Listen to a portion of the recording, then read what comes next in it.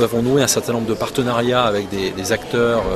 extérieurs, Lire et faire lire d'Alexandre Jardin, l'Académie française. Il y a beaucoup de gens qui travaillent dans la lutte contre l'illettrisme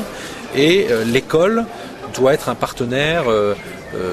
permanent et logique de toutes ces associations. J'ai aussi demandé à chaque recteur de nommer auprès d'eux un chargé de mission, un responsable de l'illettrisme dans l'académie. Donc vous avez dorénavant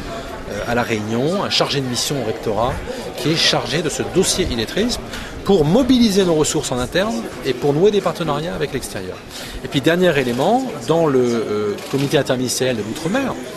il était prévu tout un volet de renforcement de nos moyens dans la lutte contre l'illettrisme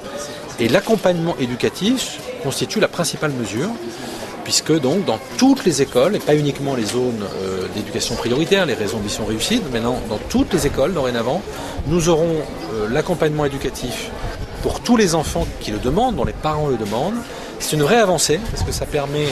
à ces enfants de bénéficier d'un soutien scolaire, de faire du rattrapage pour ceux qui n'ont pas bien compris, d'améliorer la compréhension de la lecture, et puis éventuellement de s'ouvrir dans d'autres domaines comme des activités culturelles. Donc là, il y a une vraie volonté de la part du gouvernement de lutter contre l'illettrisme, et pas dans des paroles, dans des actes, puisque ce qui avait été annoncé pour la rentrée 2010 est mis en œuvre à partir d'aujourd'hui.